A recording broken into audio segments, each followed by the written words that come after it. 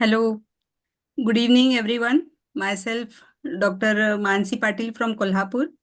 I welcome you all on behalf of Ignited Minds by PHF to this wonderful series of learning Guruji Ke Saath Gurwar that we started on 2nd June 2022 under the mentorship of our Guruji Dr. Liaquat Namole sir. So it gives me immense pleasure to announce that it is our 85th lecture, and as you all know, we celebrate 8th March as Women's Day. So we as PHF have decided to respect our women power. So we are celebrating the whole month as Women's Special Month. So, and we are blessed to have our first speaker as Neelam Madam. So everyone know Neelam Madam as a morning mentor. She posts her daily rubric sharp at 8 a.m. since many years. So I would like to give some intro about Madam. That Neelam Madam has passed her DHMS in the year 1985, and since then she is practicing homeopathy. So it is more than 37 years now. And when she came in contact with Dr. Sehgal sir in the year 1993, she started her homeopathic practice solely on mind method. So since then, she is practicing mind method and giving wonderful results in any kind of disease. So Madam is associated with the group that is ASRH with Dr. Amarjit Singh Man sir. She is co-author of the book that is Homeopathy and Mind, where Dr. Mansar and Dr. Bhupinder sir also have author of this book. And she is author of her book that is Marble Sapphire, where she has shared 51 cases from her clinical experience. So Madam has been invited as a speaker on many platforms, and she has taken many seminars. She runs 2-3 OPDs, two charitable OPDs, as well as her own OPD also. So without wasting much time, I think we will welcome Neelam Madam with a huge round of applause. Welcome, Madam. Welcome, ma'am. Welcome, Neelam Thank Didi. you. One more thing I want to add about Neelam Didi is she's my sister. And she has beautiful experience about gluten allergies. She has excellent results about gluten allergies. Excellent results about gluten allergies. Yeah. Okay. So Thank you, Doctor. God is healing many souls of gluten allergy with my sister's hands. So I pray for her and तो क्या कहते हैं ना कि बिस्मिल्लाह कर रही है दीदी वुमेन्स वीक का तो guys any questions, keep your questions ready, keep your notebooks ready, and let's welcome my sister, Dr. Neelam. Over to you. Thank you. Thank you, Dr. Liyaqat ji. मैं हमेशा जब भी बात करती हूँ मुझे लगता है कि आप ये जो 100 सीरीज का कर रहे हैं, this is something very good. इतना बड़ा लर्निंग प्लेटफॉर्म हर हफ्ते हर थर्सडे आप डिफरेंट स्पीकर्स को लेके आते हो एंड इससे बढ़िया कुछ हो नहीं सकता. सो this is something very good. And वैसे भी आपके जो केसेस मैं देखती हूँ ऑसम. एक लाइन लिखते हो, case clear, case done. So many congratulations that we have reached up to 85th of this episode of this 100 series. Yeah, many congratulations. Thank you. And you are part of it. Congratulations to you too. Yeah, thank you. So let's start today's lecture. आज हम बात करेंगे vocal cord के cyst की and vocal cord के polyp की. Vocal cords जो कि हमारे स्पीच के साथ हमारी वॉइस के साथ कंसर्न्ड है.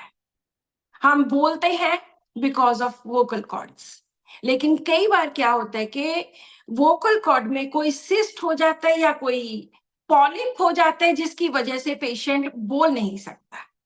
सो आज मैं कोशिश करूंगी कि 3 cured cases of vocal cord cyst and polyp वो I present here. So let's start with the first case. आप केस लिखते जाइए, साथ में मैं धीरे धीरे बोलूंगी, आप लिखते जाइए और 10-15 मिनट के बाद हम इसका एनालिसिस करेंगे.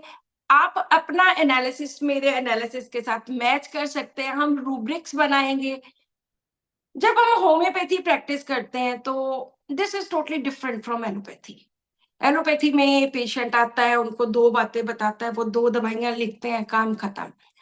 पेशेंट और कोई बात बताता है, वो एक और दवाई लिख देते हैं. पेशेंट कोई और बात बताता है, वो कोई और दवाई लिख देते हैं.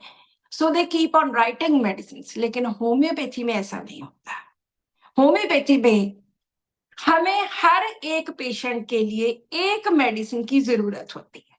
ये नहीं कि हम ढेर सारी 10 दवाइयां दे दें, 20 दवाइयां दे दें, पेटेंट्स दे दें, कॉम्बिनेशंस दे दें. No, this is against the principle of homeopathy.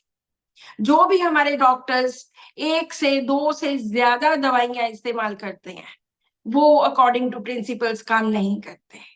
सो मेरी सभी से एक रिक्वेस्ट है, try to find out one medicine for one patient at one time. ये बहुत ज्यादा जरूरी है.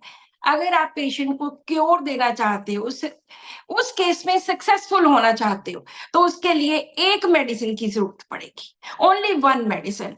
और मैंने जैसे अभी डॉक्टर लियाकत जी ने बोला कि वीट एलर्जी के सीलियर केसेस हैं, एक मेडिसिन से केस ठीक होता है. ये नहीं है कि 10-10 दवाइयां दे दें, 20-20 दवाइयां दे दें, कॉम्बिनेशंस भी दे दें, बायोकेमिक दे दें, मदर टिंचर्स दे दें. नो.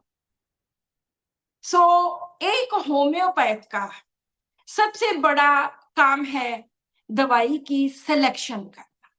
ये सबसे बड़ा काम है. उसके लिए प्रॉपर रूब्रिक्स बनाने.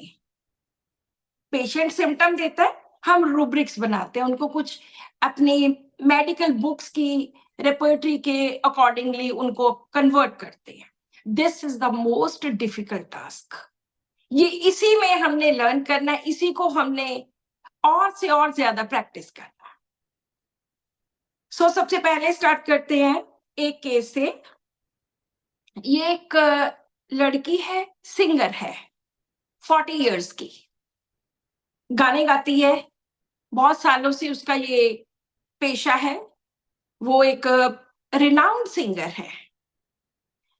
तो उनका मुझे फोन आया, लास्ट ईयर की बात है, कि मैं बहुत सालों से सिंग कर रही हूँ, 4-4, 5-5 घंटे मेरा कॉन्टिन्यूस सिंगिंग होता है, लगातार घंटे घंटे मैं गाती हूँ. और एक दिन क्या हुआ कि सिंग करते करते तकरीबन 6-8 महीने पहले, 8-10 महीने पहले, कि गाते गाते मेरा गला एकदम बैठ गया. मैं फटाफट डॉक्टर के पास गई, तो उन्होंने दवाई दी, एंटीबायोटिक्स दिए, कोई फर्क नहीं पड़ा. फिर उन्होंने बोला कि एंडोस्कोपी करनी पड़ेगी, पता लगाएं कि है क्या. तो वहां पे उनका 2 mm का एक नोड्यूल निकला है, जिसे उन्होंने कहा कि ये वोकल कॉर्ड पॉलिप है. म्यूकोजल रेडिश कलर का था, दोनों जो वोकल कॉर्ड्स के सेंटर में था. तो होता क्या है जब पॉलिप होता है या सिस्ट होता है, जब हम ऊंची आवाज में बोलते हैं, वो दोनों के दोनों साइड्स ऐसे चिपक जाती हैं एक दूसरे के साथ. लेकिन अगर बीच में कुछ आ गया, जैसे पॉलिप आ गया, तो वो आवाज फट जाती है.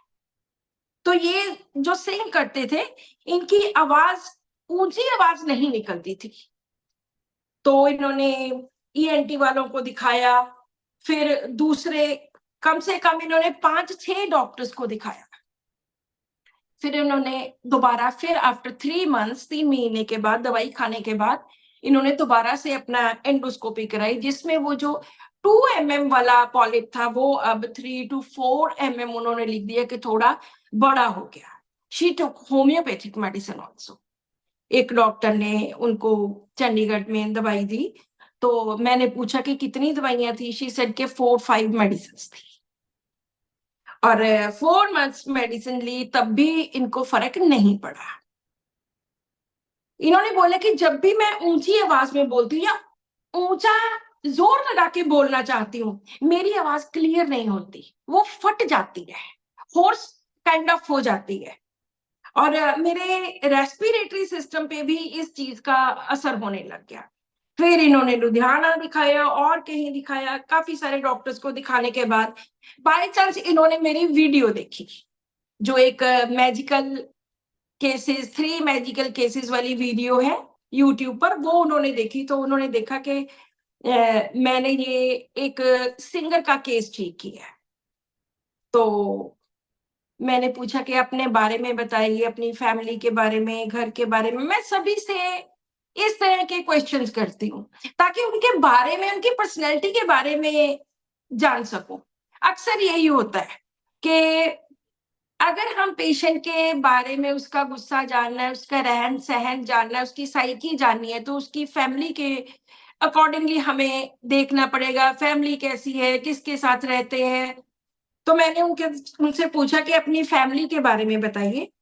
तो उन्होंने बोला कि शी इज डाइवोर्सी एंड वो अपने पेरेंट्स के घर में रहते हैं और उनका एक छोटा ब्रदर है और इनका अपना कोई बच्चा नहीं है। और भाई के 2 बच्चे हैं इन्होंने उन दोनों बच्चों को अपना ही बच्चा कंसिडर किया हुआ है कि वो मेरे ही बच्चे हैं दोनों। और उन बच्चों को स्कूल लेके जाना, स्कूल छोड़ के आना, वापस लेके आना, खाना बनाना, उनका ध्यान रखना, वो सारा उन बच्चों का, दोनों का खुद करती है।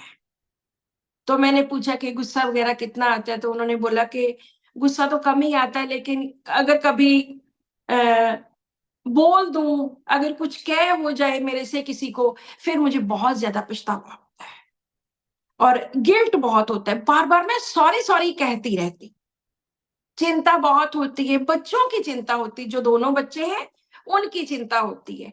कितनी चिंता होती है। तो कहते कि अभी पीछे एक बच्चे को हॉस्पिटल ले जाना पड़ा, कुछ चेस्ट में प्रॉब्लम आ गई थी, तो मैं सारी रात बच्चे के साथ जागती रही। बहुत ज्यादा बच्चों का ध्यान रखना, बहुत ज्यादा बच्चों की मैं चिंता करती हूँ। वो लोग मेरी भी बहुत केयर करते हैं।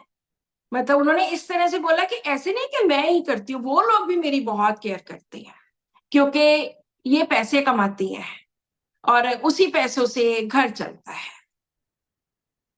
और अब तो कहते कि मेरी प्रैक्टिस ही छूट गई, मैं तो प्रैक्टिस ही नहीं कर पाती क्योंकि मेरे आवाज ही नहीं निकलती। और डॉक्टर्स ने बोला था कि सर्जरी होगी, तो मैं तो डर गई एक बार तो कि सर्जरी होगी, पता नहीं कुछ और ही ना काट दें, क्या कर दे, कहाँ से, कुछ नहीं पता नहीं कि क्या करेंगे। सो मैंने कहा कि नहीं, पहले तो मैं दवाइयां ही खाऊंगी, दवाई खा के ही देखूंगी कि ठीक हो जाए, क्योंकि डॉक्टर्स का क्या पता, ऐसे ही कोई गले में इधर उधर कट, उन्होंने कोई ये नहीं बोला कि आपका कंफर्म्ड है कि आप बिल्कुल ठीक हो जाओ। तो इसलिए अगर कभी नौबत आए तो करवा भी लूंगी, लेकिन अभी तो नहीं, एट दिस स्टेज तो बिल्कुल भी नहीं, क्योंकि मैं बच्चों के लिए मैं बहुत ज्यादा चिंता करती हूँ बच्चों की। तो इसलिए मैं डर जाती हूँ कि मैं ऐसी किसी मुसीबत में ना फंसूं। छोटा बच्चा,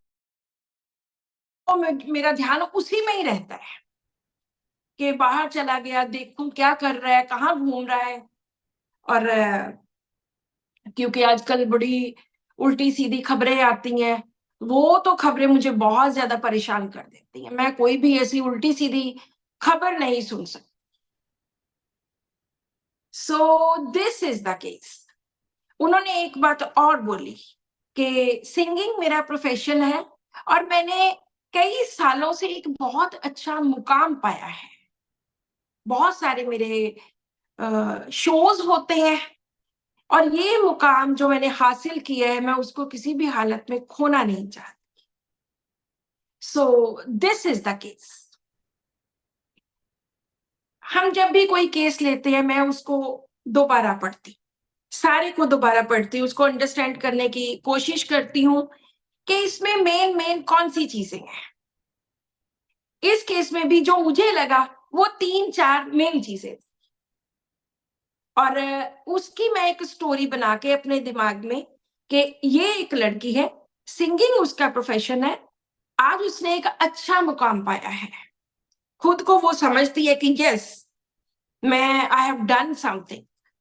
कि मैं एक खास मुकाम पर पहुंच गई, लोग मुझे जानते हैं। और इसकी ट्यूबरकुलोसिस की हिस्ट्री भी थी इस लड़की की। और वैसे ट्यूबरकुलोसिस अब नहीं है, बहुत साल पहले हुआ था। ये भी नहीं मैंने लिखा हुआ कि कौन से ऑर्गन में था, लेकिन टीबी की इन्होंने 9 मंथ्स मेडिसिन ली थी 8-10 साल पहले। तो अभी उससे कोई लेना देना नहीं है। सो दिस इज द केस। जो भी डॉक्टर्स कुछ रूब्रिक्स बनाना चाहते हैं तो वो बनाइए, और मुझे आप अनम्यूट करके उसके बारे में बता सकते हैं कि कौन सा आपने रूब्रिक लिया और किस बेसिस के ऊपर। एनीवन?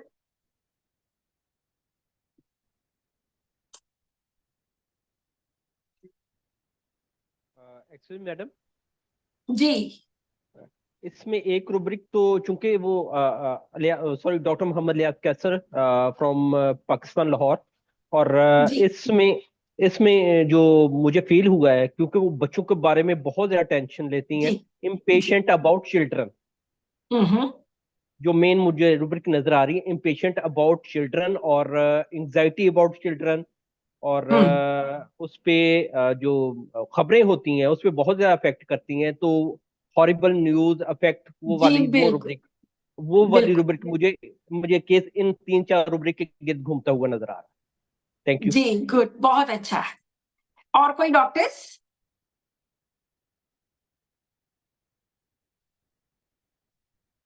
चलो कोई बात नहीं, हम स्टार्ट करते हैं। पहले तो सबसे पहला रूब्रिक मैं लेती हूँ, कोई भी अगर प्रॉब्लम है तो फिजिकल प्रॉब्लम, चाहे कुछ भी है, जैसे किसी को आर्थराइटिस है तो आई डेफिनेटली टेक आर्थराइटिस, चाहे मैं उसको इंपॉर्टेंस दूं या ना दूं। तो यहाँ पर वो पॉलिप था, इन जनरल पॉलिप मैंने ले लिया, जिसमें बहुत सारी आई थिंक 73 मेडिसिन है। जरूरी नहीं है कि हमने उसको बहुत ज्यादा इंपॉर्टेंस देनी है। अब इसका प्रोफेशन है सिंगिंग, सो मेरा फर्स्ट रूब्रिक होगा सिंगिंग, कि वो गाने गाती है। सेकंड, उसने बोला कि उसने एक मुकाम पाया है ये सब कुछ करके, तो डिल्यूजन ग्रेट पर्सन इज, कि वो एक सिंग करती है और आज एक उसने वो एक पोजीशन पे है, एक जगह पे है, सो डिल्यूजन ग्रेट पर्सन इज। और जो नेक्स्ट इन्होंने डॉक्टर साहब ने बोला कि anxiety children about cares full of, cares worries full of, हम इसमें इम्पेशेंट नहीं लेंगे, क्योंकि इम्पेशेंट मुझे लगता है उसमें एक ही मेडिसिन है, आई थिंक दैट इज, देखती हूँ कौन है, कालिकार। कालिकार, या एक ही मेडिसिन है। तो हमने जब भी सिलेक्शन करनी है रूब्रिक्स की, वो इस तरह के हों कि उसमें कम से कम 2-4 दवाइयां हों। अगर काली कार्ब है तो पूरा काली कार्ब का थीम आना चाहिए। तो हम एक बड़ा रूब्रिक लेंगे कि बच्चों की वो बहुत चिंता करती है, एंजाइटी चिल्ड्रन अबाउट हिज, बच्चों की बहुत केयर करती है, उनका बहुत ध्यान रखती है। बच्चा बीमार हो गया, बच्चा हॉस्पिटल में चला गया, उसको चेस्ट इन्फेक्शन होगी, तो वो सारी रात जागती रही। This is cares worries full of. अगर हमारे पास कोई ऐसा रूब्रिक नहीं है कि चिल्ड्रन अबाउट करें, या चिल्ड्रन अबाउट में सिर्फ एक ही मेडिसिन है, तो हम उसको साइड पे रख सकते हैं। तो यहां पर मैंने जो लिया केयर्स वरीज फुल ऑफ, इसमें काफी सारी मेडिसिन है, 72 मेडिसिन है, लेकिन एंजाइटी चिल्ड्रन अबाउट इसमें सिर्फ 8 मेडिसिन है। और जो उन्होंने एक और रूब्रिक लिया कि horrible things, sad stories affect हर प्रोफाउंडली, कि इन चीजों का जो आजकल सुनते हैं, खबरें सुनते हैं, बाहर कुछ भी होता है, तो हॉरिबल थिंग्स जो है, इस तरह की बातें होती है, वो उस पर बहुत असर डालती है। तो ये भी बहुत अच्छा रूब्रिक है जो उन्होंने डॉक्टर साहब ने लिया था। तो उन्होंने एक बात और बोली, जब मैंने पूछा कि गुस्सा गस्सा कितना आता है या अपने बारे में बताइए, तो उन्होंने कहा था कि गुस्सा इन जनरल नहीं आता, लेकिन कभी आ जाता है तो मैं बोल देती हूँ, लेकिन फिर मुझे गिल्ट बहुत होता है, पछतावा बहुत होता है कि ये क्या, क्यों बोला, और मैं सॉरी सॉरी करती रहती। तो यहाँ पर anger alternating with quick repentance ये भी ले सकते हैं, या रिमोर्स रिपेंट्स क्विकली। सारे रूब्रिक्स में के मीनिंग्स में रिमोर्स एंड रिपेंटेंस दोनों बहुत क्लोज रूब्रिक है, दोनों में पछतावा होता है, दोनों में पेशेंट रिपेंट करते हैं कि मुझे पछतावा है। रिपेंटेंस एंड रिमोर्स दोनों में फर्क क्या है, कहाँ पे वो लगना है, कहाँ पे ये लगना है। रिपेंटेंस में होता है कि पेशेंट को लगता है मैंने बहुत गलत किया, अब मैं आगे से नहीं करूंगा, वहां पर हम रिपेंटेंस देते भी नहीं, आगे से नहीं बोलना। और बहुत कम मेडिसिन है इसमें, पहले तो 5 ही हुआ करती थी, अब शायद 7 मेडिसिन है, 7 से, रडार में तो 7 से भी ज्यादा हो गई होंगी।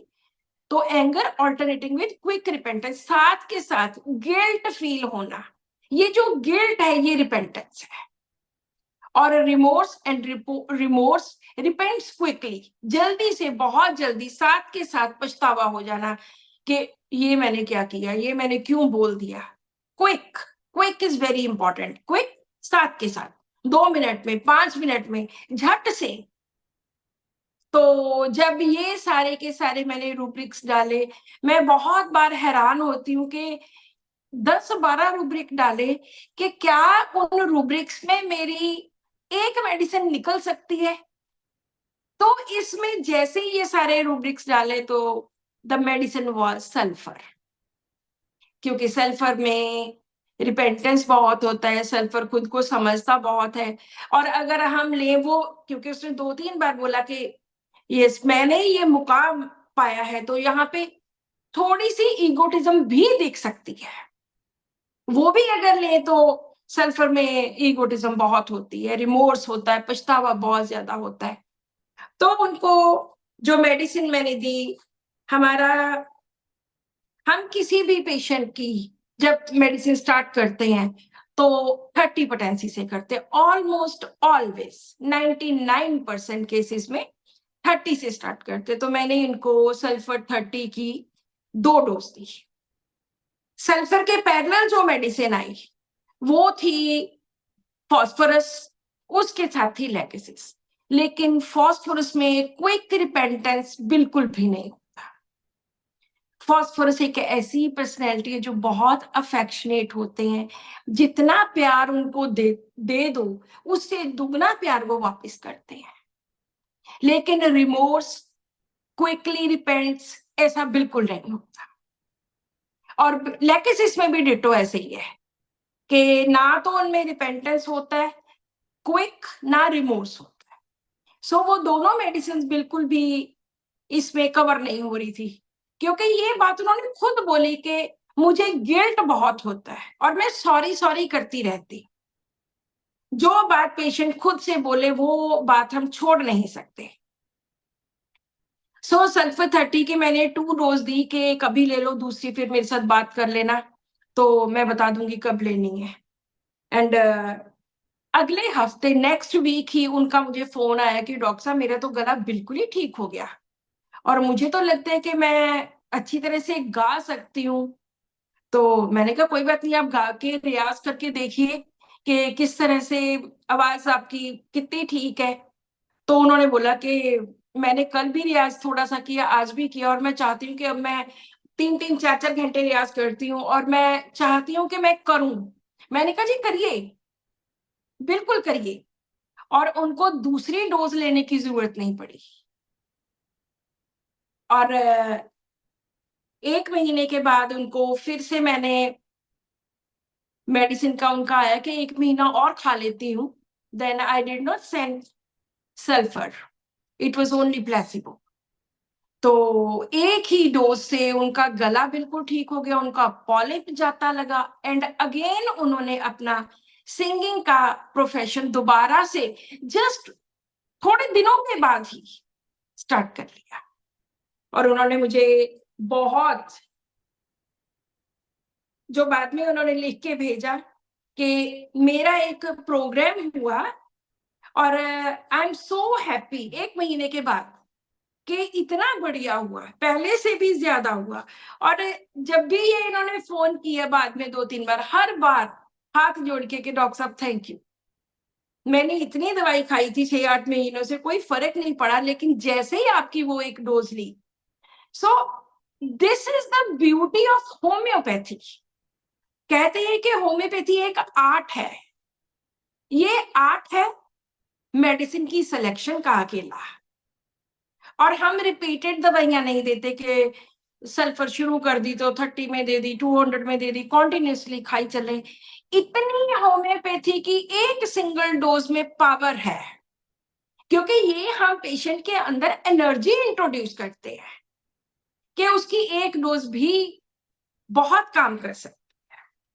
सो इस बात को 1 साल से ऊपर हो गया and the patient is very happy, she is enjoying, she is singing again. So ये मेरा पहला केस था। कैसा लगा आपको ये केस? बहुत बढ़िया। गुड। मैं एक चीज पूछूं? बहुत जी अच्छा। जी बिल्कुल बिल्कुल।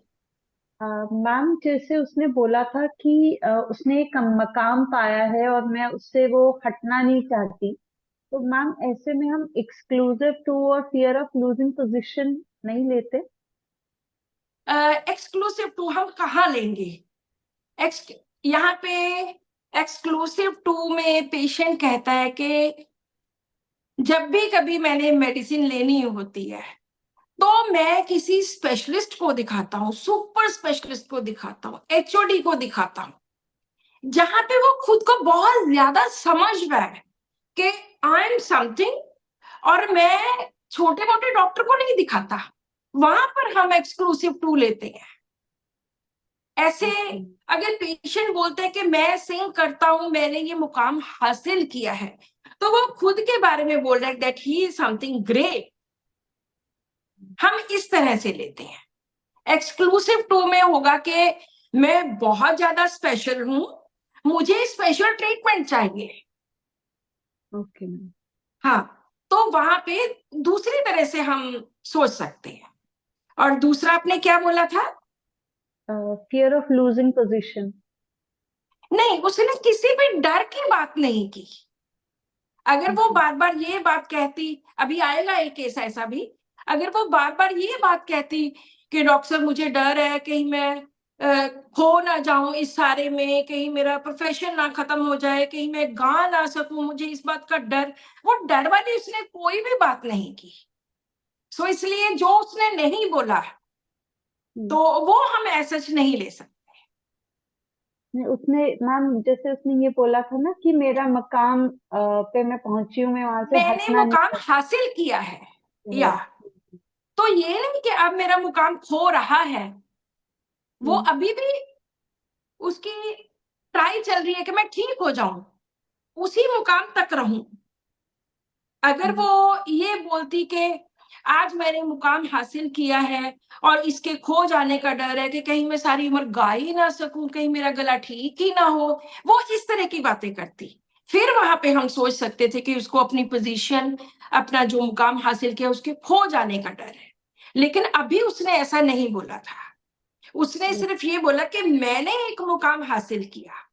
यहाँ पे उसका प्राउड मोमेंट भी आता है कि मैंने, ईगोटिज्म, कि मैंने ऐसे किया। तो मैं यहाँ कुछ पर ऐड करूं? मैंने delusion great person is he लिया।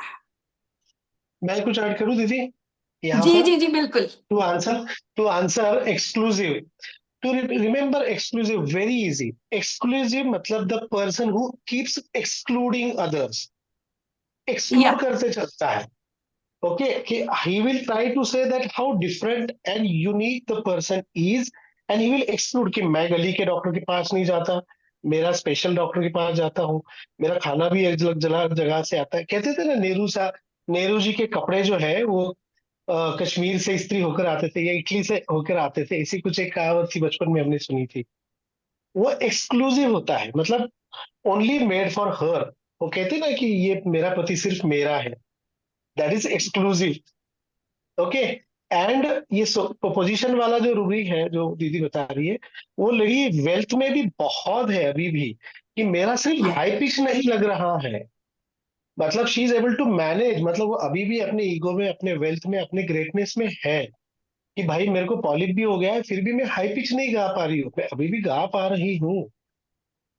और देखो ये ऑब्वियस है कि एक मकाम हासिल करने के कौन कौन होना चाहेगा, तो वो फियर तो आना लाजमी है। अगर वो बोलती कि ऐसा लग रहा है, देखो एक रूब्रिक है जिसमें सल्फर है, delusion ground gave away beneath his feet, Yeah. कि मेरे पैर के नीचे की जमीन खिसक गई, तो वो उस पोजीशन तक अभी आई नहीं है। She is able to maintain where she is and she is able to manage. यही खासियत होती है सल्फर की। सल्फर हार नहीं मानता है, सल्फर मेंटेन करते रहता है वो वेयर ही इज। सल्फर में ही और शी के रूब्रिक अगर आप ढूंढोगे ना, तो maximum rubrics you will find in sulphur of he then she. तो she the patient has not become she yet, okay, and rest तो दीदी is explaining well, thank you. Yeah. और exclusive to में we have only 3 medicines, calcarea, carbon, netromure, and there is हाँ exclusive to में 3 medicines हैं। Platina. Platina. हाँ Platina, yes.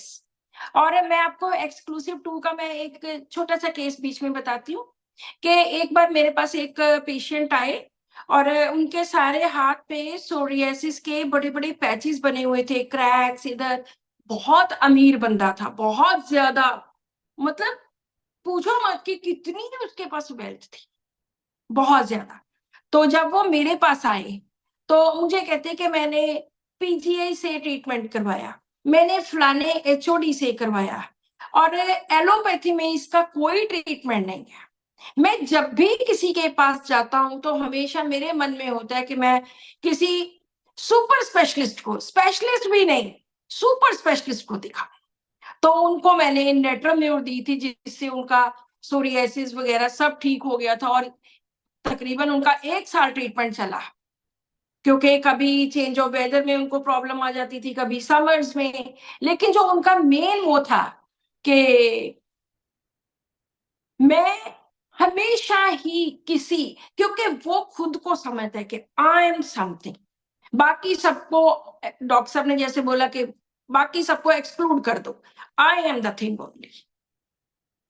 सो अभी मैं आपको, जैसी आपने बात की है कि मैडम, जी मैडम इसमें सॉरी, एक वो चेजिंग द पीकॉक भी एक है ना जी रूब्रिक, जी वो भी कोई इसी मतलब में आता है ना, कि वो भी बड़े बड़े स्पेशलिस्ट बड़े बड़े चीजों के पीछे फिरता है हमेशा। सर एक बात सुनो, पहली बात तो मैं जब भी मैं यूज करती हूँ मेरी कोशिश होती है कि मैं डायरेक्ट रूब्रिक यूज करूं। मुझे मेटाफर्स बनाने बिल्कुल नहीं आते। चेजिंग पीकॉक्स मैंने बहुत बार पढ़ा है, बहुत बार डॉक्टर्स के द्वारा एक्सप्लेन किया हुआ देखा है, लेकिन मेरे से ऐसी चीजें ली नहीं जाती। मैं हमेशा ही डायरेक्ट रूब्रिक्स लेती हूँ। मेटाफॉर्स तब लेती हूँ जब कोई बहुत ज्यादा मुझे लगता है कि 100% यहाँ पे सूट करता है, क्योंकि मेटाफॉर्स क्या है, वो आपकी मन घड़ंत बातें हैं कि ये ऐसा होता है तो उसको चेज करना इज दिस थिंग, जो मुझे सूट नहीं करती। So sorry for that. ना तो मैं उसको एक्सप्लेन कर सकती हूँ, ना मुझे उसके बारे में कुछ पता है कि चेजिंग पीकॉक्स में हम किस तरह से मेटाफॉर बनाएंगे या लेंगे। So sorry for that. Okay madam. या तो अभी हमें एक और इसी तरह का वोकल कॉर्ड सिस्ट वो केस लेंगे। बहुत ही इंपॉर्टेंट केस है ये, अबाउट 20 इयर्स बैक मेरे पास आया था।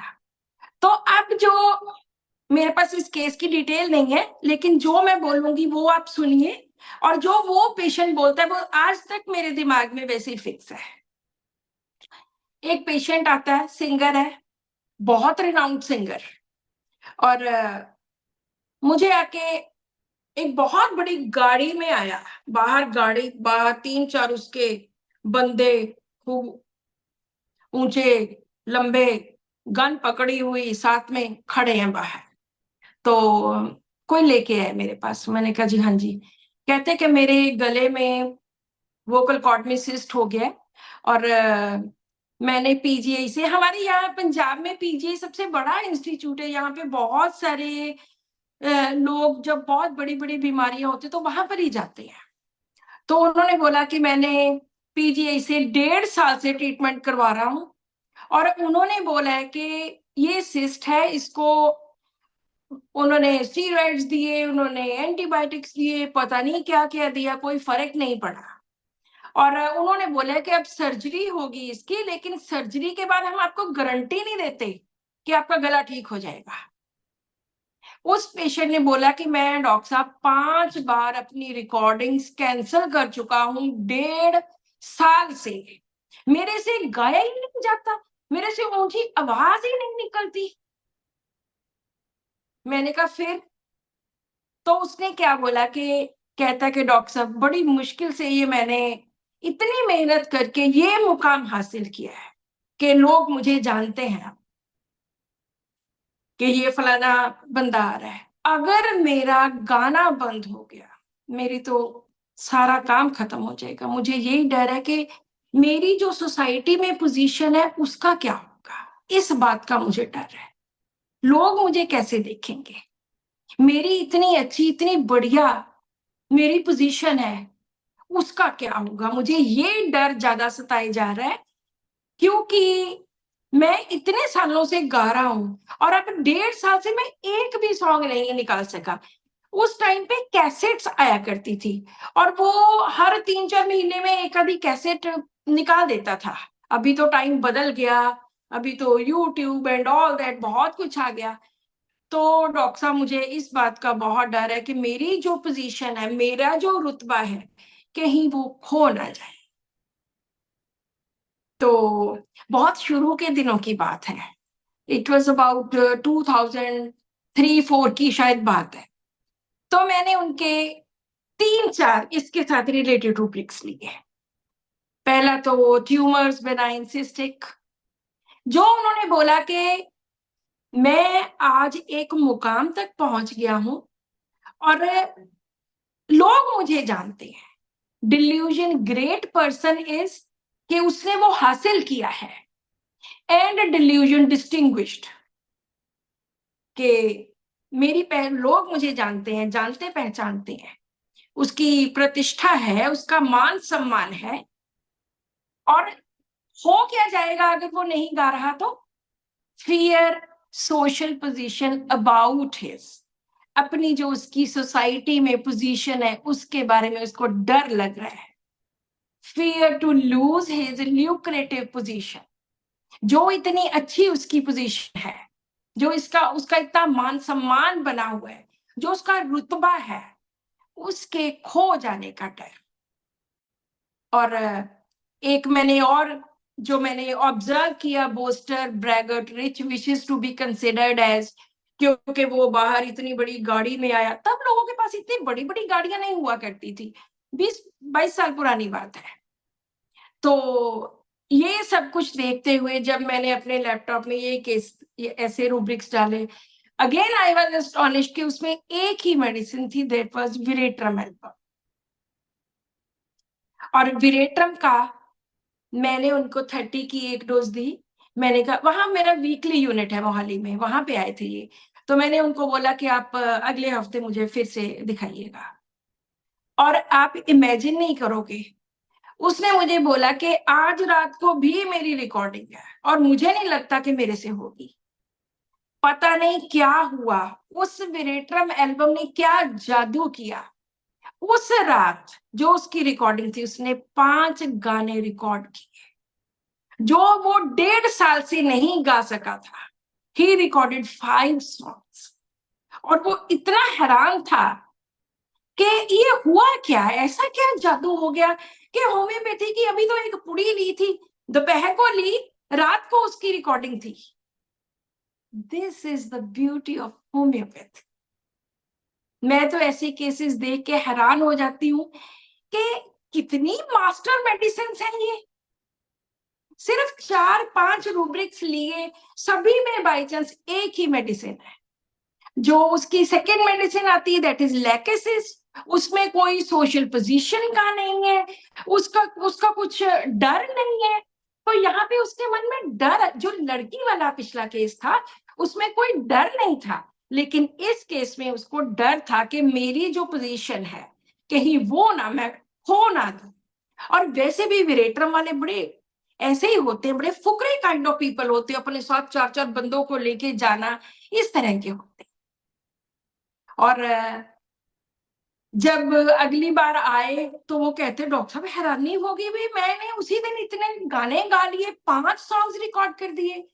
एंड ही सेड कि मैं कुछ दिनों के बाद फिर पीछे दिखाने गया उनको कि मेरा ये सिस्ट चेक करो। जब उन्होंने चेक किया तो उन्होंने बताया कि वो सिस्ट जो है वहां पे अभी कुछ नहीं है, there is only a scar, सिर्फ एक निशान है, अदरवाइज वो जो बीच में था वो तो सब उड़ गया। मुझे लगता है कि विरेट्रम ने ऐसा इफेक्ट किया कि बिल्कुल टारगेट को हिट किया और फट गया, जो सिस्ट था वो फट गया एंड डन, खत्म, बात ही खत्म। So again this is the beauty of homeopathy. तो अभी आपको डर, फियर वाली स्टेज एंड दूसरा वो समझ आया?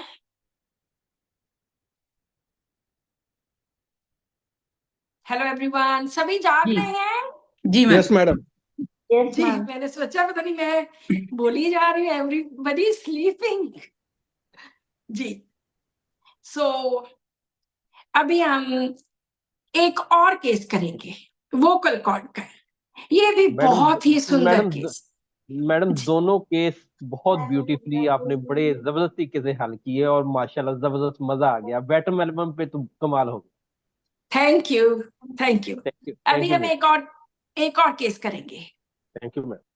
ये भी अगेन वोकल कॉर्ड का केस है, वोकल कॉर्ड पॉलिप है। मेरे पास एक लेडी आती है, शी इज 55 इयर्स ओल्ड। इनकी आवाज बैठी हुई है, आवाज निकलती नहीं है, गले से बोल ही नहीं पाते। तो मेरे पास ये जुलाई में आए 21 में, और इन्होंने बोला कि दिसंबर से मतलब 7-8 महीनों से मेरी आवाज इस तरह से बैठी हुई है, और डॉक्टर्स ने बताया कि वोकल कॉर्ड के ऊपर सिस्ट हो गया है और आवाज बिल्कुल नहीं निकलती, बड़ी मुश्किल से बोल रहे थे वो। तो कहते मैंने डॉक्टर्स को दिखाया, चंडीगढ़ में दिखाया, शाहबाद में दिखाया, पता नहीं 4-5 जगह के नाम लिए। डॉक्टर्स ने पता नहीं अंदर क्या डाल डाल के, मेरे कैमरे डाल डाल के मेरा वो मुआयना किया उन्होंने, बहुत बहुत ज्यादा खतरनाक था।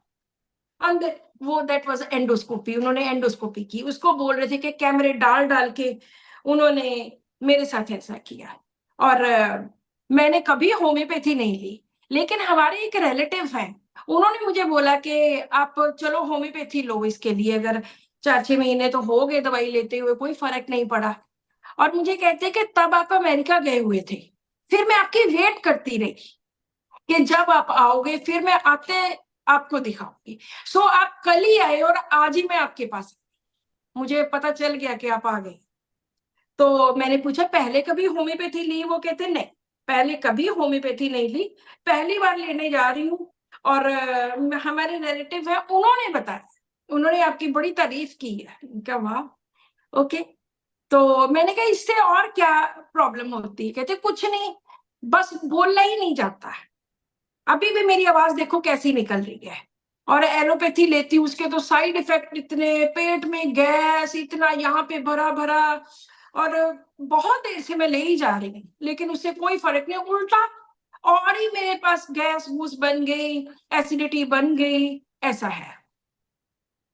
फिर मैंने कहा जी अपने बारे में बताइए, फैमिली, आपका नेचर, सब कुछ।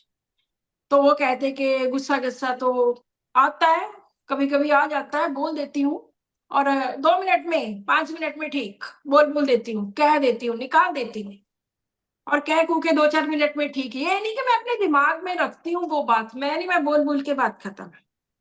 भगवान पे बहुत विश्वास करती हूँ, और मैंने कोई सुखी हुई है, मैंने वो मन्नत मांगी हुई है।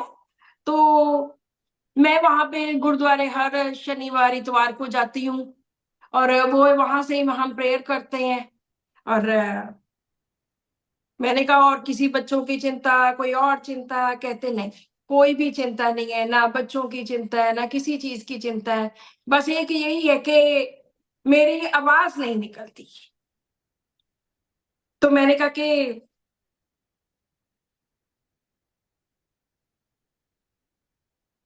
बस और कोई प्रॉब्लम नहीं है। एंड मेरे दिमाग में 2-3 बातें आई इस वक्त।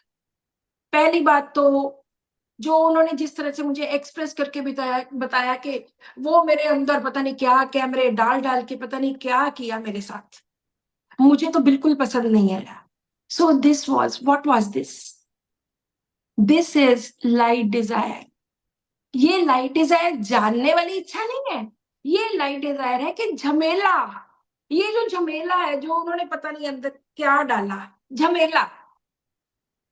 तो लाइट डिजायर का मीनिंग झमेला भी होता है, झमेले से परे रहना कि नहीं ऐसा ऐसा नहीं, मुझे अच्छा नहीं लगा कि पता नहीं क्या किया उन्होंने। एक बार नहीं, 2 बार उन्होंने किया। तो लाइट डिजायर है, मेरी वेट कर रहे हैं कि कब डॉक्टर आए, कब दवाई ले। एलोपैथी बहुत ली, उससे बहुत ज्यादा गैस वगैरह बनती है। ओहो, दिस इज ऑब्जेक्टिव रीजनेबल कि दवाइयां खाई जा रही हैं, एसिडिटी होती है, एक रीजन है कि मैंने एलोपैथी नहीं लेनी। और जो मन्नत मांगी है वो क्या है? मेरे अकॉर्डिंगली तो वो सुपरस्टिशन है कि हम वैसे ही, एक विश्वास होता है, कोई लॉजिक नहीं होता। जहां पे लॉजिक नहीं है वहां सुपरस्टिशन है। उनके मन में एक विश्वास है कि अगर मैं भगवान से ये मन्नत मांगूंगी कि ऐसे मेरा पूरा हो जाए कोई भी चीज किसी के लिए भी, तो वो ठीक हो जाएगी। तो इसको मैंने सुपरस्टिशियस लिया। And religious affection as well, कि भगवान पे विश्वास करना, गुरुद्वारे जाना, मंदिर जाना, हफ्ते में 2 बार जाना, इस तरह का। एंड फ्रिवलस, ये मैं थोड़ी देर के बाद बताती हूँ कि ऐसा क्यों। तो मैंने उनको ये सारा देख के, मुझे देखते सारी लग गया था कि शी इज बेलाडोना। मैंने उनको बेलाडोना 30 की एक डोज दी और वो चले गए।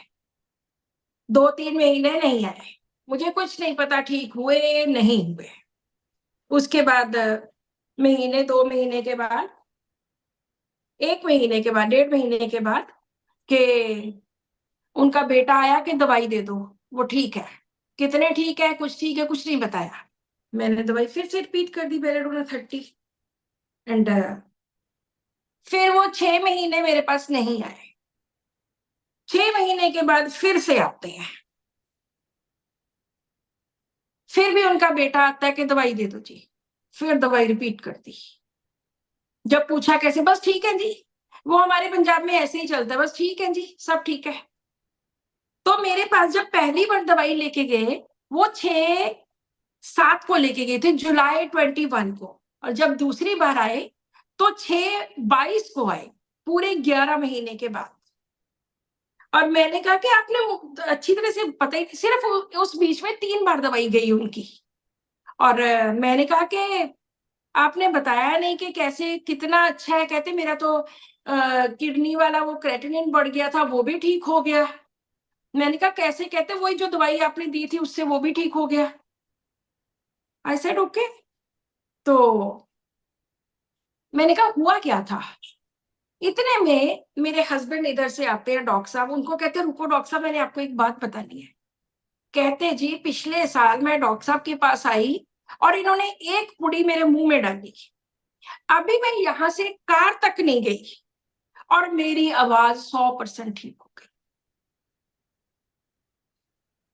यहां से कार तक हार्डली 1-1.5 मिनट लगता होगा, 2 मिनट लगे होंगे, उतने में वो ठीक हो गए। और कहते उसके बाद मैंने 3-4 बार दवाई मंगवाई अपने बेटे से, कभी मुझे ये प्रॉब्लम नहीं। अब क्योंकि वो झमेले से परे रहने वाले थे तो दोबारा तो एंडोस्कोपी नहीं करवाई, लेकिन उनकी आवाज बिल्कुल ठीक हो गई। और फिर उन्होंने सारी बात रिपीट की कि मैडम अमेरिका गए हुए थे, इनकी मैंने वेट के बाद फिर जिस जैसे ही लेके गई तो बिल्कुल ठीक हो। सो इन ऑल दीज 3 केसेस, तीनों केसेस में होम्योपैथी ने इतना अच्छा काम किया कि हैट्स ऑफ टू होम्योपैथी। और मैडम अभी भी वो, मुझे लगता है वो फ्रिवलस कैसे थे। हर वो पेशेंट जो दवाई लेना भूल जाता है, एक बार दवाई ली, मुड़ के 2 महीने के बाद आ रहा है, लापरवाह, अनरिलायबल इन प्रोमिसेस कि कुछ कोई बात कहे, हाँ जी डॉक्टर साहब अगले हफ्ते दवाई लेने आऊंगा, आया ही नहीं। फिर दोबारा 4 महीने के बाद, फिर दोबारा 3 महीने के बाद, और खुद कब आते हैं? पूरे ऑलमोस्ट 1 ईयर के बाद, जुलाई से लेके दोबारा जून में अगले साल वो मेरे पास आते हैं। सो दिस इज व्हाट, ये फ्रिवलसनेस ही हुई ना, कि इतना बंदा कोई एक्शन ही नहीं ले रहा कि उसको प्रॉब्लम थी या प्रॉब्लम है, कोई परवाह नहीं, not serious about his problem, not serious in taking action. दवाई एक बार ले ली, दवाई तो हफ्ते 10 दिन में खत्म हो जाएगी, पर वो 3 महीने तक मुड़ के कोई परवाह नहीं। So this is what frivolousness is. Light के जैसे नॉलेज एक मीनिंग है, लाइट, ये रोशनी जो है वो भी लाइट है, और हल्का रहना वो भी लाइट है, और झमेले से परे रहना वो भी लाइट है, बोझ ना बनना या बोझ ना सह सकना वो भी लाइट है। सो लाइट एक ऐसा वर्ड है जिसके बहुत सारे मीनिंग्स हैं, और बहुत बार हम तरह तरह की कंडीशंस में लेते हैं। टेस्ट करवाना है, वो भी लाइट डिजायर है, पेशेंट चाहता है कि टेस्ट करवाओ। खाना हल्का खाता है, वो भी लाइट डिजायर है। एक बार मेरे पास एक पेशेंट, मुझे अभी याद आया कि कैंसर का पेशेंट था, ये भी तकरीबन 20-25 साल पुरानी बात है।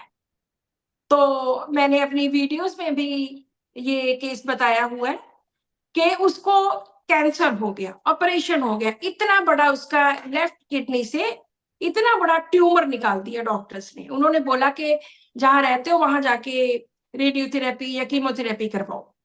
वो आगे हमारी एक छोटी सी डिस्पेंसरी में कि डॉक्टर साहब छोड़ो, मैंने नहीं करवानी वो कीमोथेरेपी वगैरह। तो अब मुझे लग रहा है कि मेरे इधर भी दर्द हो रहा है। तो हम तो बड़े सीरियस हुए, हमने कहा कि लो, कि पहले तो एक साइड पे था वो तो निकाल दिया, अब दूसरी साइड पे फैल रहा होगा। तो मेरे साथ एक डॉक्टर हुआ करते थे, तो उन्होंने उनसे बड़े सवाल पूछे, कितनी देर, आधा घंटा पूछते रहे। उन्होंने इतने सवाल पूछे कि पेशेंट को वो परेशान हो गई और उठ के चीखे मारती मारती उठ के भाग गई। हमने कहा हुआ क्या? तो अगली बार जब उसके हस्बैंड है, तो हमने उसके हस्बैंड को, पता नहीं उन्होंने हायोसेमस दे दी मेडिसिन कि ये हायोसेमस दे दो, वो डरती है कि ऑपरेशन ना करवाए, जबकि वो बात नहीं थी। जब नेक्स्ट टाइम उसको उसका हस्बैंड बुला के लेके आया तो उनसे पूछा कि आप भाग के क्यों गए थे? देन शी सेड कि डॉक्टर ने इतने सवाल पूछे। तो ये जो इतने ज्यादा सवाल पूछने हैं, ये भी पेशेंट के लिए एक बोझ है, तो वो हल्का रहना चाहता है। उसको हमने बेलाडोना दी थी, और वो लेडी कितने 2001-2 की बात है, 22-23 साल हो गए, आज भी जिंदा है। एक ही किडनी है, दूसरी किडनी तो इतने बड़े ट्यूमर के साथ रिमूव की थी, और आज भी वो जिंदा है। और मुझे लगता है कि बेलाडोना की वजह से ही वो जिंदा है। सो इस तरह होम्योपैथी में कब क्या रिजल्ट मिल जाए, कौन सा रूब्रिक किस तरह से जुड़ जाए, ये कुछ नहीं पता चलता। सो जी, एनी मैडम अगर कोई क्वेश्चंस? या पेशेंट अगर आके ये कहे कि मैं बड़ी आस और उम्मीद लेके आया हूँ आपके पास, तो ये इसको किस तरह हम रूब्रिक बना सकते हैं? आस और उम्मीद कैसे कैसे पूछो, किस तरह से? क्या वो ऑब्जेक्टिव रीजनेबल है? उसने किसी को, अपने घर वाले को या किसी रिश्तेदार को ठीक होते देखा है, या अकेला सुपरस्टिशन ही है कि बस मुझे तो बहुत है, या रिलीजियस अफेक्शन है?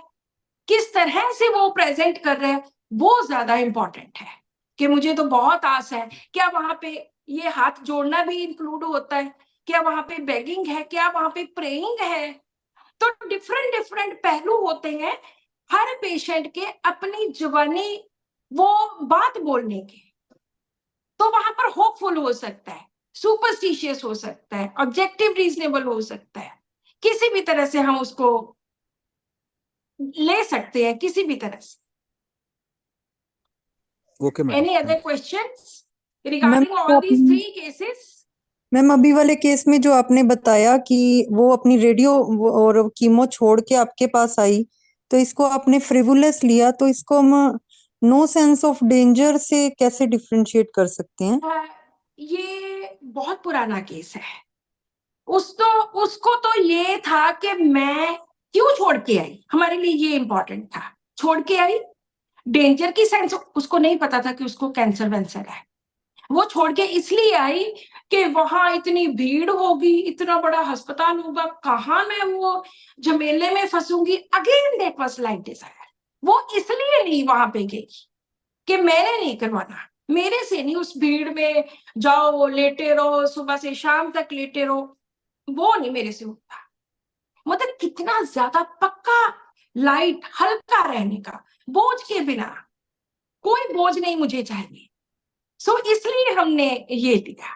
वहां पे डेंजर वाली कोई बात नहीं थी कि उसको लगता था कि इससे मुझे खतरा है, मुझे कुछ हो जाएगा, या खतरे का कोई आभास नहीं है, नो सेंस ऑफ डेंजर, ऐसा कुछ नहीं था। डेंजर के साथ रिलेटेड कुछ नहीं था, लेकिन वो हल्का रहना चाहती, तभी वो चीखे मार मार के पहली बार भाग गई थी, क्योंकि डॉक्टर ने उससे सवाल कुछ ज्यादा पूछ लिए थे। सिर्फ इसी बात पे आप ये देखो कि 5 सवाल की बजाय 10, 15, 20 सवाल पूछ लिए, तो इसी बात पे उसको बोझ पड़ गया उसके सिर के ऊपर। मैम मेरे पास भी एक कीमो छोड़ के पेशेंट आई है, उसको यूरिनरी ब्लैडर में सिस्ट थी, वो रिमूव कर दी और उनको डॉक्टर ने एडवाइस किया कि आप कीमो लो, बट उसने कीमो बीच में छोड़ दी। उसने ये बोला कि कीमो करवाने से तो मेरी प्रॉब्लम और बढ़ जाती है, इसलिए मैं कीमो नहीं करवाना चाहती। हाँ, तो क्या बनेगा ये? Ma'am injured being, fear injured being. This is objective reasonable. उसके पास एक रीजन है कि मैंने ऐसे नहीं करवाना क्योंकि इससे ये होता है। ओके, हाँ, ठीक। इससे मेरी प्रॉब्लम बढ़ जाती है। हम इसको ऑब्जेक्टिव रीजनेबल में लेते हैं। उसमें पहले तो 14 मेडिसिन थी, अभी तो पता नहीं कितनी आ गई है। सो इस तरह से हर रूब्रिक के पीछे की क्या कहानी है आपने वो जाननी है। अकेले रूब्रिक ही टका के नहीं लगा देने के ये बन गया, इंजर हो गया, ये हो गया, नो। उसके वो ऐसा क्यों करता है? मैंने बहुत सारी वीडियोस में बताया कि हर चीज के पीछे जो क्यों है, उसका रीजन है, वो जानने की कोशिश करो। क्योंकि जब हम लोग इसको कॉलेज में पढ़ते थे तो हमें अक्सर पढ़ाया जाता था कि पल्सटिला बहुत रोता है। तो हमारे मन में ये फंसा हुआ था कि अगर कोई पेशेंट आके रोएगा तो वो पल्सटिला होगा। लेकिन जैसे जैसे हमने आगे पढ़ा तो हमें पता चला कि रोने वाले में 20 दवाइयां हैं, सबके अलग अलग रीजन है रोने के। इग्नेशिया का ग्रीफ है, सीपिया की पुअरनेस है, पल्सटिला का अकेलापन है, निग्लेक्ट है, बेम्बूजा की स्पोर्ट है। हर मेडिसिन का डिफरेंट रीजन है, तो वो रीजन जानना बहुत ज्यादा जरूरी है। Any other question? Hello ma'am. जी मैम अगर कोई ऐसे कहता है कि जैसे मुझे इंडिया में डस्ट पसंद नहीं है, कोई जो है एनआरआई वापस आते हैं, तो उनको भी एक्सक्लूसिव टू ले सकते हैं या इसके लिए क्या लेंगे? हाँ, ले सकते हैं, ले सकते हैं। कि मुझे नहीं इंडिया पसंद, कि वो तो खुद को बड़ा वो समझ रहा है। मैं तो अमेरिका में ही रह सकता हूँ, मैं तो कनाडा में ही रह सकता हूँ, या मैं नहीं ऐसे, मैं तो बड़ा, जहां पे पेशेंट खुद को स्पेशल समझे वहां पे एक्सक्लूसिव टू ले सकते हैं। कि मेरे से नहीं मिट्टी धूल, नो, ऐसे। Thank you ma'am. या मुझे लगता है टाइम भी मैम हो गया। सो मैम जी Ma'am, it can be due to financial reasons also. It एक कैन बी मेरे ड्यू पास टू फाइनेंशियल रीजन, एक पेशेंट थी, उसका नेफ्रो क्रिएटिनिन वगैरह बढ़ा हुआ था, एलोपैथिक डॉक्टर से ट्रीटमेंट ले रही थी, स्टीरॉइड्स वगैरह दिए थे उन्होंने, जी जी कुछ टाइम लिया, उसके बाद उसने बोला अरे डॉक्टर ने स्टीरॉइड्स दिए, रिपोर्ट तो ठीक आ गई मेरी, बट स्टीरॉइड्स के जो साइड इफेक्ट्स है उसने अपने आप ही छोड़ दिया। Then she went for Ayurvedic treatment.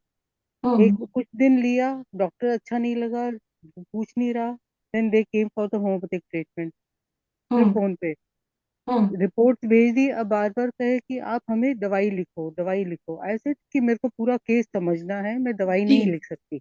बिल्कुल तो उस बीच में मैंने थोड़ी उसकी डिटेल हिस्ट्री ली। एक हमारी डॉक्टर है होम्योपैथी की, वो किडनी के पेशेंट्स लेती है, मैंने उनसे बात की तो इन्वेस्टिगेशन वगैरह हमने सारे रिपीट करने के लिए बोले। कुछ टाइम तक रिस्पांस नहीं आया, उसके बाद लिखा कि ये मेरे पैनल में नहीं आता, okay Ayurvedic treatment is in panel, तो मैं वो लूंगी और ये नहीं लूंगी। नहीं तो जब तक हमने उसको मतलब सिर्फ रिपोर्ट शेयर करके शी वॉज जल्दी मेरे को दवाई लिखो, मेरे को दवाई लिखो। It was a good thing कि वी नेवर, हमने कोई डिसीजन नहीं लिया, बट हमने पेशेंट को चेंज होते हुए देखा कि फाइनेंशियल प्रेशर्स है कि हम उसको नहीं अफोर्ड कर पाएंगे। किडनी की बायोप्सी है या ब्लड टेस्ट है, उनको हॉस्पिटल वाला तो आयुर्वेदिक ट्रीटमेंट रिम्बर्सेबल है, होम्योपैथिक ट्रीटमेंट रिम्बर्सेबल नहीं है, एंड पेशेंट बार बार नहीं तो चेंज कर रहे हैं हाँ एलोपैथिक हाँ आयुर्वेदिक। बहुत शी बार नॉट ऐसा होता सीरियस है अबाउट हर कि केस। मैंने इतना उसको समझाया कि किडनी का केस है। हाँ नहीं सुनो, बहुत बार पेशेंट के लिए फाइनेंशियल रीजन उसके रीजन होता है कि मैंने ऑपरेशन नहीं करवाना क्योंकि पैसे नहीं है या पैसे खर्चना नहीं चाहती। ये जैसे इस केस में भी कि मेरी रीइंबर्समेंट नहीं होगी तो मैंने होम्योपैथी लेनी, उनको कोई होम्योपैथी से प्यार नहीं है, उनको सिर्फ अपने पैसे से प्यार है। तो मनी के साथ रिलेटेड, इसमें बिजनेस के साथ रिलेटेड वो रूब्रिक्स आप स्टडी कीजिए, वहां पे आपको उसका आंसर मिलेगा कि बट पेशेंट केस सीरियस एवराइज है। केस था, सीरियस केस था, वो समझ नहीं पा रही थी किडनी के इशू को। नहीं सीरियस तो है, अब किडनी का केस है, क्रेटिनिन उसका बढ़ रहा है तो ऑफ कोर्स सीरियस, लेकिन पेशेंट तो सीरियस नहीं है ना। पेशेंट को समझाने के बावजूद भी उसके लिए मनी जो है, पैसा जो है वो ज्यादा इंपॉर्टेंट है। तो यहाँ पर एवराइस आ जाएगा, एंजाइटी, मनी मैटर्स अबाउट आ जाएगा, डिल्यूजन पुअर आ जाएगा, फियर पॉवर्टी आएगा, बहुत से ऐसे रिलेटेड रूब्रिक्स है जो हम इन केसेस में जो पैसों के साथ रिलेटेड है वहां पे हम अप्लाई कर सकते हैं। Thank you ma'am. या जी doctor Mansi. Ji ma'am.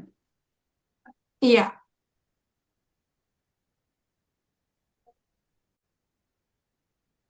So thank you very much, ma'am, on behalf of Ignited Minds by PHF. It was a very wonderful, informative and practical session. So thank you. इतना simply city से आपने समझाया, तो जैसे मैंने सुबह भी आपके बारे में लिखा था कि ये आप एक कॉम्बिनेशन है, डिसिप्लिन, सिंप्लिसिटी एंड हम्बलनेस। तो थैंक यू सो इतना मच। सीनियर होने के बावजूद भी इतना हम्बलनेस आप में है, तो it is really remarkable quality, I can say. So thank you so much. thank you very much. Thank you, Liaquat sir, and thank you the audience. Thank you so much. Thank you, my okay team, PHF. मैं एक बात मैंने और कहनी थी, मैं भूल गई कि YouTube पर मेरा चैनल है, डॉक्टर नीलम अवतार सिंह लिखिए, वहां से आप बहुत सारे ट्यूटोरियल्स, बहुत सारी वीडियोस आप देख सकते हैं, वहां से लर्न कर सकते हैं। और अभी मैं एक 10th से क्लास स्टार्ट करने जा रही हूँ जो पेड क्लास है, तो आप वो भी ज्वाइन कर सकते बिल्कुल, मैं बताने वाला था दीदी, अभी मानसी भूल जी गई, मैं बोलने वाला था कि दीदी के जी YouTube वीडियो और क्लासेस बिल्कुल ज्वाइन करो। She has wonderful commands on rubrics and very simple ways she describes. अभी आपने देखा कि how simply she came to sulfur in the first case and then veratrum and then belladonna, and how simply she explained exclusive, okay, and the importance of why, and so easily she reaches out to the things. ये आप देखो, बहुत आसान लगने वाली चीज है, पर मैं वो पता ना, it's very difficult to be simple. तो to achieve simplicity you need to really learn to be simple. Okay, वो जाकिर खान एक कहता है ना कि बहुत पिघलने के बाद सख्ती आती है. वैसा होता है, वो बहुत मुश्किल से सिंपलिसिटी आती है. नीलम दीदी के लेक्चर जरूर जरूर ज्वाइन करो, जरूर जरूर ज्वाइन करो. मैं भी कहता हूँ जरूर join. Thank you very much, Didi. Thank you. It is Okay, then wonderful thank you everyone. Thank always you, Dr. listening to your Liaquat. beautiful voice. Listening to your beautiful voice. Thank you हम so लोग नीलम much. दीदी को beauty queen कहते हैं हमारी.